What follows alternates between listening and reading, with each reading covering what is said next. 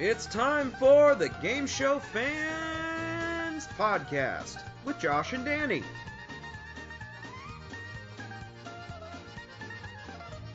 Hello, and welcome to the Game Show Fans Podcast. I am the ever-vigilant host, Josh McLeod.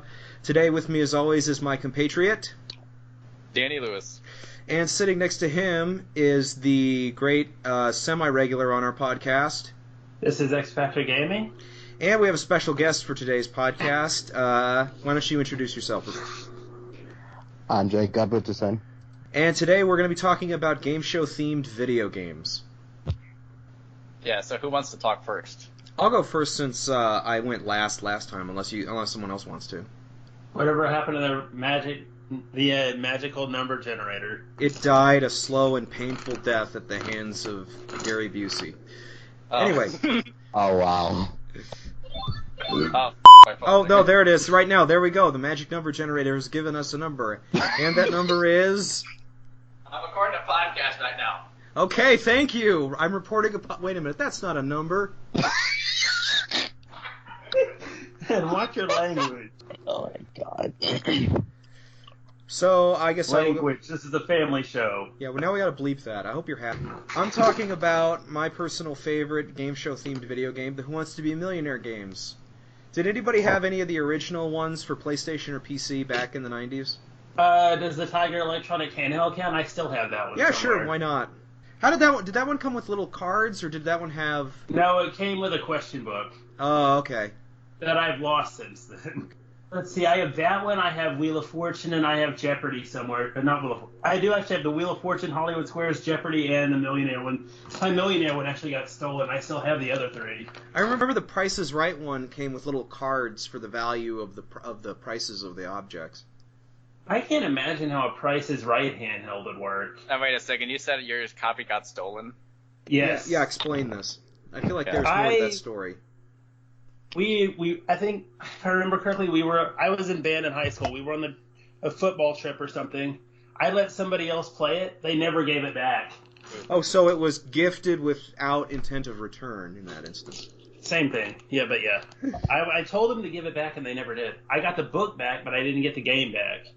Well, that kind of defeats the purpose but whatever. So the Who Wants to Be a Millionaire, I had the version for PC for a long time, and that was always my favorite. It took me forever to win the $1 million. And I remember the very first time I won the $1 million on that game. The question was, who is the oldest member of Crosby, Stills, Nash & Young? And you couldn't pull a John Carpenter and say, I don't really need your help. You couldn't pull a Carpenter and call your dad and say, I don't really need your help. I just wanted you to know that I'm going to win the $1 million. Actually, I was like 10 years old at the time. And so I had to call my dad. Dad, who is the oldest member of Crosby, Stills, Nash & Young? And he did know the answer. So. And by the way, they don't give you the option of calling you just got to pause the game and shout to your loved ones. I thought they had buttons for the lifelines. The Tiger version did. They did, but the lifelines were. I took the sure thing and asked my dad because I knew he would know for sure.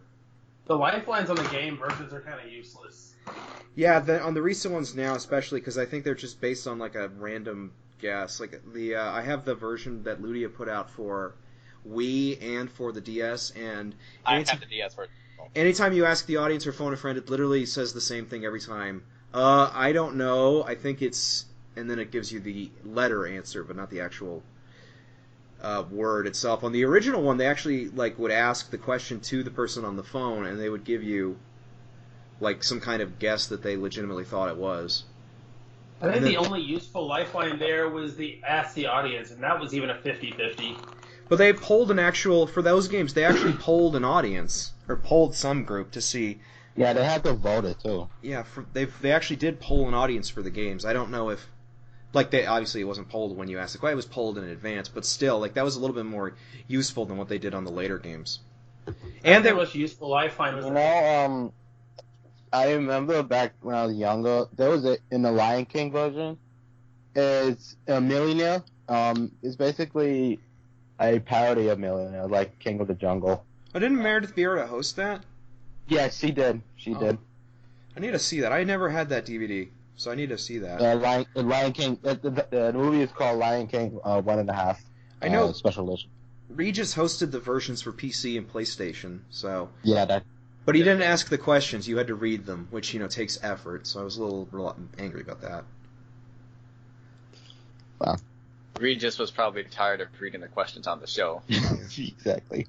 They have on the Ludia ones. They have some random voice read them now. So yeah, and it might be the same voice that they use for all their other games, which we'll get into a little later. I think it is, but yeah. So buy the Who Wants to Be a Millionaire game for PlayStation, unless you don't have a PlayStation, and so then don't buy it. Buy it on the DS. Buy it on the DS. Easy solution, emulate it. Hey, that's illegal. Wink, wink. Not anymore. It's not. I don't think Sony cares. Just because they don't care doesn't mean it's illegal. Doesn't mean that doesn't void the illegality of it. Anyway, so who wants to go next? I think Richard. Rich, great, you go next. Where should I start? I have American Gladiator, every variation of American Gladiators minus the NES version because it's not worth talking about, and the 2 Double Dare versions that I know about. The 2 Double Dares are basically the same, except the color palettes are different on the DOS version, obviously, because it's a computer version. Follows the show really well, and Josh, you may not like this one because, yes, it does have Mount Say Double Dare in it, and I know you don't like that obstacle that much. I like the original one on the original show. I don't like the one on the new show. Anyway, for American Gladiators, the only difference is the Super Nintendo version has the awful human cannonball that I've never been able to win. Well, the Genesis version comes with, let's see, it's Atmosphere, and this is in no order, by the way. Assault, Atmosphere, Wall, Powerball, Eliminator, and what was that other one? Cannonball? No, Cannonball was in the Super Nintendo version. But I really think Cindy was too harsh on these. They're way better than what she says about it. When did you get again, Rich. Say it again? Rich, when did you get the game? When did you get it? I had them as a kid, but I bought them again like a couple of years ago. I now own all 3 of them, but I don't touch the NES version. It's too hard and doesn't follow the show well enough.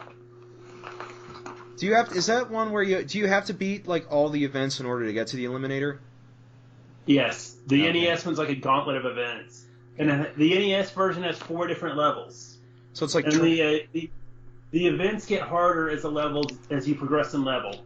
So it's like track and field. You have to beat all the levels before you can reach the final level. Yes, and the NES version of the wall is unbeatable. They made it way too long.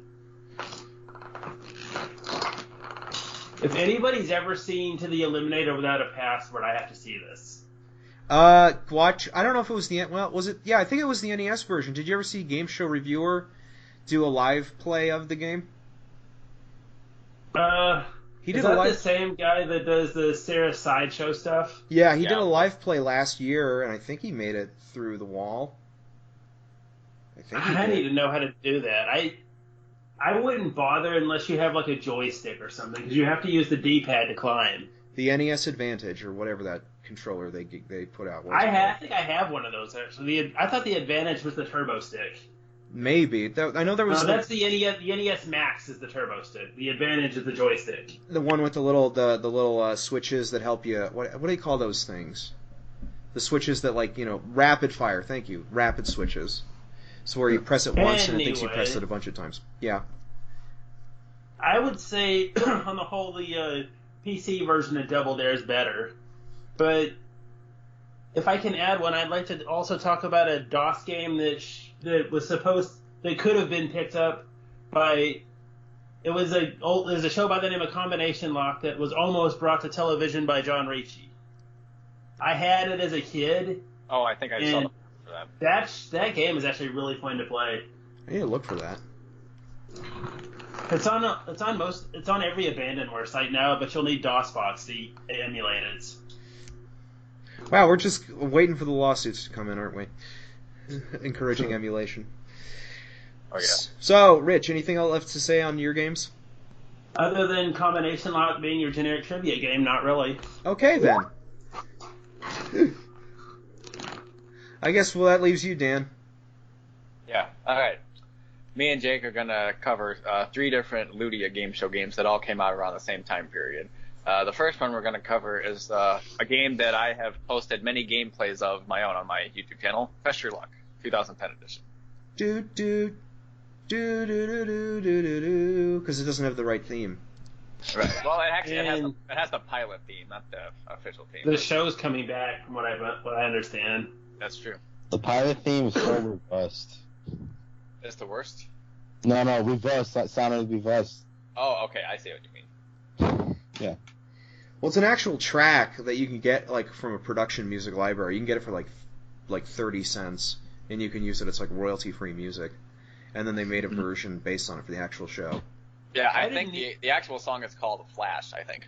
I didn't even know that the pilot theme from Press Your Luck was the 2010, the Ludia version of the song. Yep. Oh, there you go. I thought it was a crappy Ludia-made version. Oh, no. Nope. They did some effective research, I guess. Yeah. So let's talk about the game. So they played it like normal Press Your Luck. They had a question round, then a spin round, then a question round, then another spin round with just more money on it. So let's talk about some of the question writing that they had on the Press Your Luck game. Jake, what do you have to say about this? I would say that they need to get more questions instead of the same ones over and over again. And basically, like, ask about, like, history lessons and fractions, like the original show. Okay, that's interesting.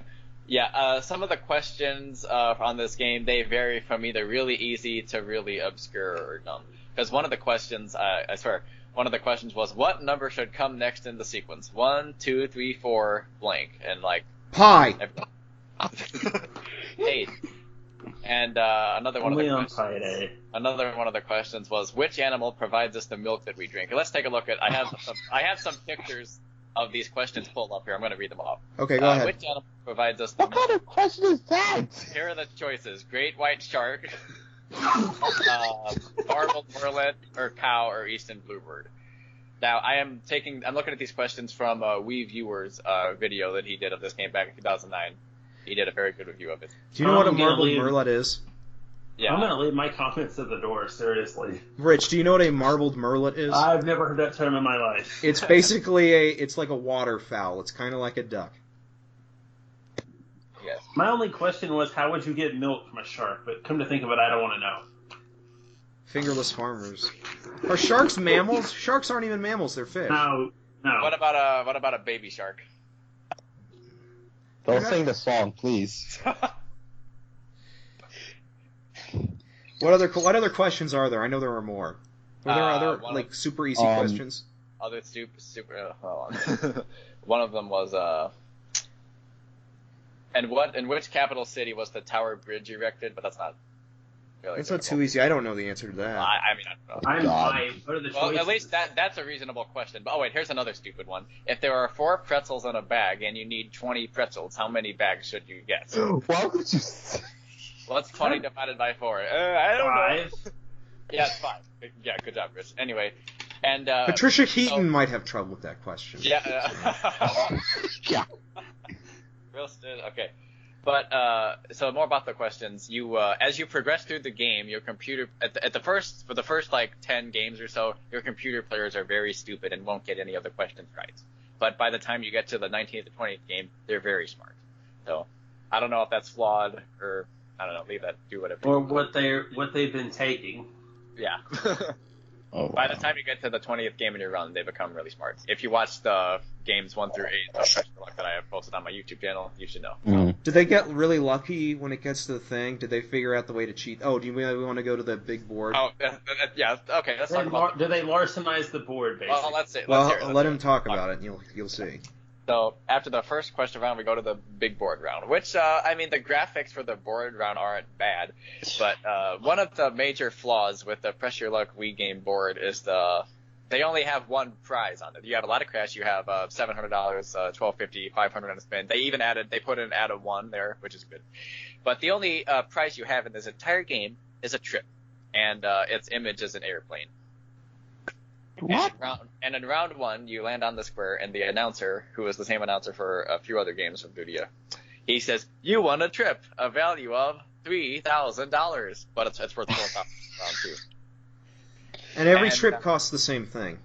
Yeah, and that's the only price you get. You don't get the location. You just say, "Oh, it's a trip for $3,000." Oh, thanks. I've also heard reviews that said that there's also a problem with the light patterns. Like they're not always random. Let's hear about it. Okay, so here's the light patterns. You get basically there's no specific light sequence like Larson did. It is a random square sequence. There's no flashing. Yeah. But it flashes 3 different boards on you. In the first round. One of them has, I think, 2 or 3 whammies on it. The next one has 6 whammies. But the next board that flashes absolutely has no whammies. So if you play in the game, all you have to do is wait for that board to show up and hit the A button and stop, and you're guaranteed not to hit on a whammy. Of course, most people don't have the patience or hand-eye coordination to do that, like me. But play the game. Kind of makes shouting no whammies at the TV really pointless. Yeah. What do you get when you win? Huh? What do you get for winning? Nothing. You just get. Oh wait. When you win, you get another thing added to your wardrobe for your character. Wow. Oh. What? Uselessness. Wouldn't it have been cool if it had been, I get that there's like a reason they can't do it because of legalese, but wouldn't it have been cool if they put the clips from the show? That would be good. They did that. That'd be dope. Yeah. Because I like the intros of that show. I kind of would like them to do a newer version of Price is Right if at all possible, with Carrie instead of Barker. Okay. So let's. Okay. Carrie looks really weird with cover glasses instead of the black one you always wear. Oh. So that's the first 2 rounds of the pressure lock. Then you have another question round, same concept. Then you get to the second big board round, which they have some good prizes on there. They have the $4,000 trip, and they added a double your money plus a spin square, which is very useful if you have like over $20,000, $30,000 in the game. I think the most money I've ever gotten in a pressure luck game, like not the one that I film on my YouTube, one time I won like $50,000 based on a double your money, square. So not quite Larson, but he'd be impressed. Shame no one ever doubled the money on the actual show. Like I don't think anyone ever hit that square. No, people hit it, but they barely had any money. Yeah. Imagine if they had the double your money square when Larson was on. It does, but it's randomized, isn't it? Yeah, kind of. Okay. So what's the next? Go ahead. Do you guys have anything else you'd like to say about the pressure luck game for the Wii? They need to add some chairs to it. They are sitting in pressure luck. No, they're standing in the Wii version. They're standing. Okay. Ages 3 and up for this game. Yeah. Ages 3 to 5. No. Okay. Yeah. So that's pressure luck. I mean, I enjoy playing it, but there's many flaws to it. The questions need to be harder. But I like how the board is fixed, so you can't land on a whammy at a certain time. So yeah. Pressure luck. And they de-Larsonized the board apparently. No, I think they kind of Larsoned it, but not quite. Okay, that's pressure luck for you. It was much better than the 2006 DVD game that came out with Todd Newton. I still think the best version of pressure luck was. I still think the best pressure luck version, if anybody's played it, was the old Crossbearer version of it. For DOS? No, for Windows. No, we never had that. I don't think it's even findable anymore, to be honest. You can if you get lucky, because the site that it was on, Crossbearer Software, is dead now. I'm sure someone has it, but go ahead, Dan. All right, the next Ludia game we're going to talk about is the $1 Million Pyramid, which failed to live up to a lot of fans' expectations. Mine included. I had it. Unfortunately, that was the very first game I ever bought on the Wii, and I'm embarrassed to say it. That was your first Wii game? Yes. How bad was it? Not named Wii Resort. That came with it and didn't count. Jake, have you played the $1 Million Pyramid for the Wii? I have not, but I heard of it though. Be thankful you haven't played it. Yeah. Tim Connolly, also known as Lugaroo1, he had a review of it a while back on YouTube. I don't think it's up anymore, but he basically trashed the whole game, and rightly so. He trashed it? Yeah, he didn't throw it in the trash. He just said bad things about it. He tore the game apart. Oh, okay. So he did trash it. Remember? Well, pretty much. He probably wanted to throw it in the trash after he played it. But if you watch, he broke the case. So he didn't mean to dismantle. Oh, and when you get to Hollywood Squares, I actually have a funny story about that one too. Okay, we'll save that later. No problem. Okay, so $1 Million Pyramid. The cover of the game has the classic pyramid logo that all game show fans know and love. But when you pop in the game is modeled after the Donny Osmond set, the Donny set, which most people don't like anyway. Describe the gameplay, Dan. Okay, the gameplay. Okay, so instead of on the show. For Donny Mid, they had, instead of having 7 items in 30 seconds on the Donny Mid show, you had to get 6 items in 20 seconds, which most people thought was bad. But in the game, you have a minute to get 6 things, and also it's very convenient.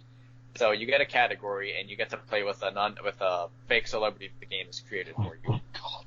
And they're not bad. So you get the category, and they give you clues. Most of the clues are very good, and so you hit A if you have an answer. If you have an idea of what the answer might be, and it's convenient that every time you try to answer, the clock pauses, so you have as much time as you can to type an answer. But one of the things that the game, I noticed this with Family Feud as well. If the first 2 letters of the word aren't in the choices, it's not the right answer. So if you're thinking a certain answer and it doesn't show up in the choices within the first 2 letters, it's not correct. That's how it is.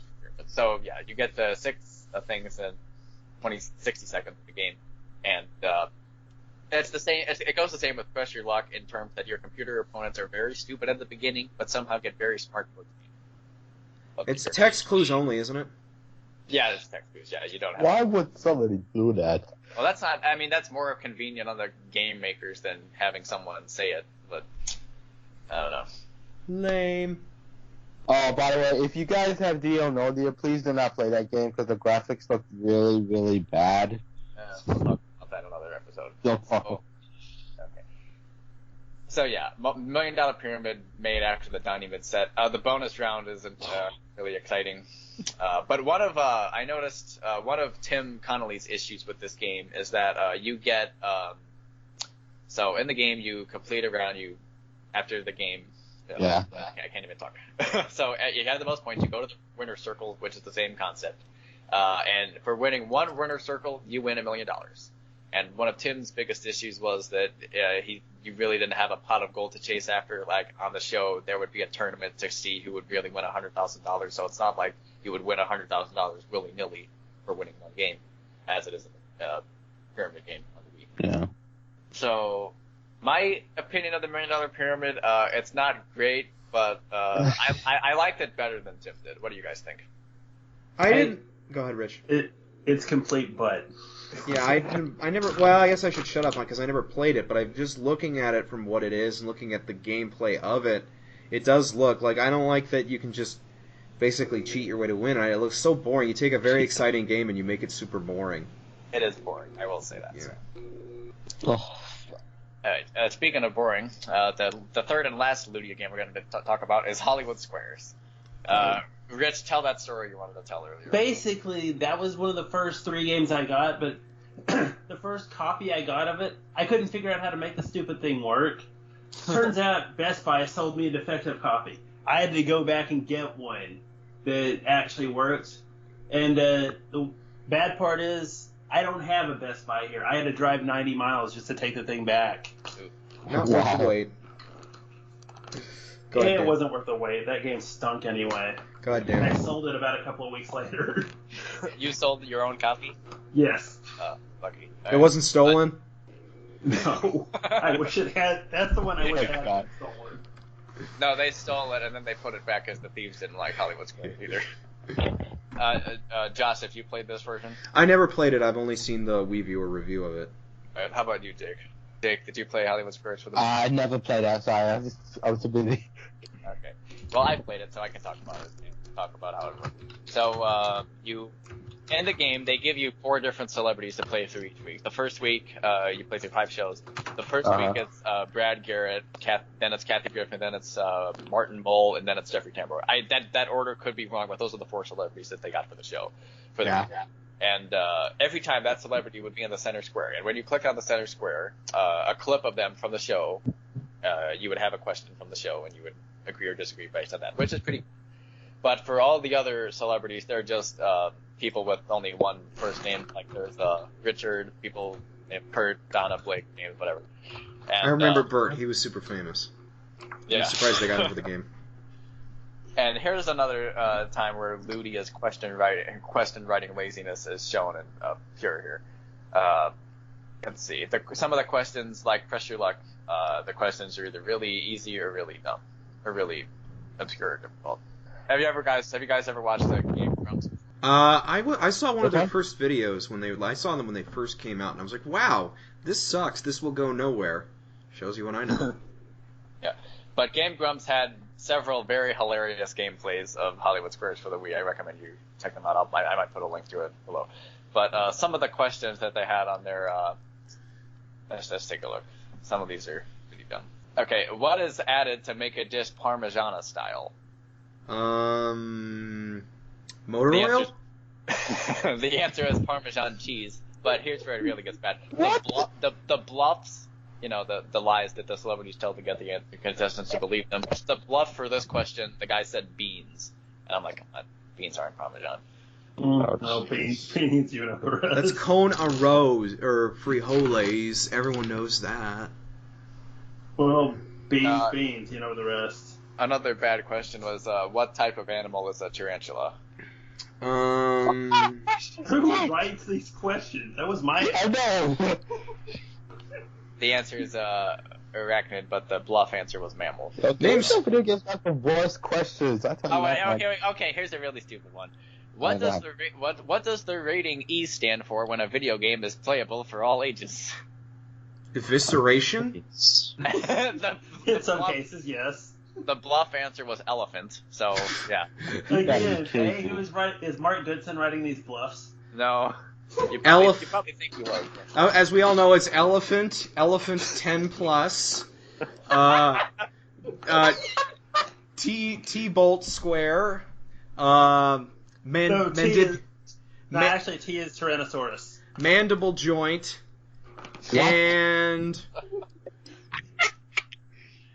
all orangutans. Yes. That's the and rating an- systems. Yeah, the answer is Jesus. that's the answer totally. And So- there actually, I don't think there actually exists a game rated AO. That's a movie rating, I think. No, it is, but like they're not allowed to sell them in America. Yeah. There was one, but it got pulled for being. Oh, I'll For get being to that story AO. off camera. Yeah. Yeah, Sydney did a review of this same game and said that they made Hollywood Squares boring, which I agree with. So anyway, Right, back to sure. that. The Wii game plays 2003 to 2004 style on Hollywood Squares when they played best 2 out of 3 rounds, as they did in most of the pure martial versions. I'll just say this. Yeah, what? When the NES version of Hollywood Squares is better than a modern version, you know you screwed up the modern one. Did the NES version have zingers? Yes. Yeah. Okay, well there you go. They were I bad. forgot there was an NES They were version. bad, but they weren't as bad as this one. That's true. No, this version didn't even have zingers at all. Really? Other No, than only the with celebrities. Yeah. So it was boring in that way. So they played 2 out of 3 rounds. And another flaw with this game is that the player who is X always goes first, no matter what. So if you're playing this with a friend, feel bad for the person who's O. Even if the O won the round. Yeah, the X always goes first. I think. Tell me one thing. Did they botch it up like MGHSH did of having you get the square even if, like, let's say your Oh, opponent they didn't. is No, about they to didn't win. do that. They didn't make it. You win by They default. give you the still square anyway. You still had to earn the winning square yourself. They kept- Good. I hate that rule on that show. Yeah, MGHS was the only version to ever do that. And that was never made into a video game, thankfully. I'd like to see an MGHS hour video game though. That would be interesting. There was a computer game made by Ryan Morris, but it's not findable anymore. Oh, well. So the bonus round of this Hollywood Squares game, it played like in the bonus round of the 2002 to 2004 version of that show. That stupid car game.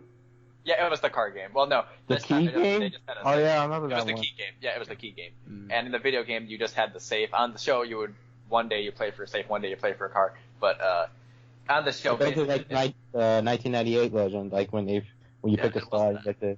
yeah, it wasn't modeled after that one. But Oh wow. and that's why there was no Whoopi Goldberg in this game, which would probably make it better, though. Not to be honest. If they do. So, but the only redeeming quality this game has is that they actually brought in Tom Bergeron to read in all of the stupid questions for the computer celebrities. So he donated his time, probably unwillingly, to this game. I don't know if he donated it so much as he got money. So. Oh, that's true. You're right. I shouldn't have said that. Donated his time, but Tom Bergeron, if you're listening, we love you. Yeah, Hollywood Squares for the Wii. It makes you want to watch the Whoopi Goldberg version. Actually, the 1998 to 2002 era of Squares is my favorite version. Yeah, me too. It'll make you want to watch Match Game Hollywood Squares Hour. Yeah, I probably. do not watch. I don't enjoy that. You're never going to let that hate boner go away for that show, are you, Rich? I actually sort of like the show. It's really easy to pick on. Yeah. So I guess that's it. I think so. Yeah, Okay, I have cool. every game. I have all of those Lugia games. I think there might be one more, but I could be completely wrong on that. I had Jeopardy for the Sega CD. That was fun. That's actually a pretty good game. And it breaks, but the problem is because it's on CD, it breaks super easy. So I I guess. used to have a Jeopardy. Sorry, go ahead. Oh no, I was just gonna say, are you anything more to say about Jeopardy? I used to have the Tiger version of Jeopardy as a I kid. still do. The funny thing is, the questions on the Tiger version are harder than the ones on the show. I beat it the first time, and it was so damn good. There is another Ludia game, Press Your Luck Decades, anyone? Press Your Luck Decades. Did they No, really not come out Press Your Luck, Price is Right. Yeah. Oh, Price is Right Decades. Yeah. I have And that. Family Feud Decades, too. There were still two more. I have Do them. we want Actually, to? I have Did those. Ludia do those, or did Endemol do those? No, Ludia That was did them. Ludia. Endemol doesn't do games. Thank God. They probably messed it up worse than Ludia did. Let's see. Family Feud and The Price is Right are two of the better games Ludia has come out with. Yeah. And Wheel of Fortune. I've heard mixed reviews on their Wheel of Fortune and Jeopardy games. It plays fairly accurate. It plays well. I'll say that. So, it's better than their version of Press Your Luck. So, Hollywood versus.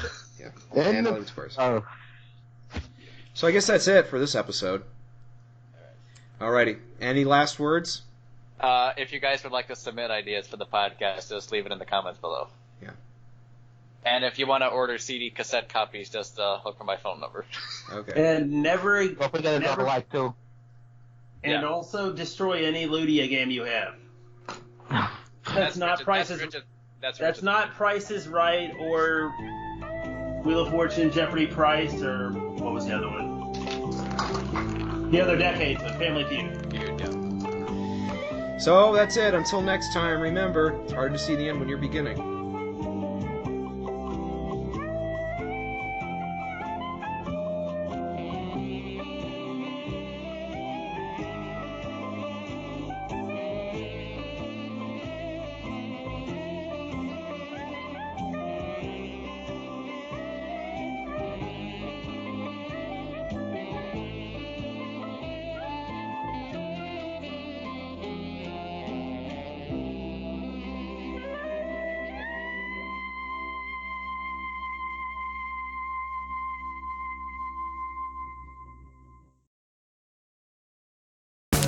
Don't forget to subscribe to the Democracy Network for great more content like this one.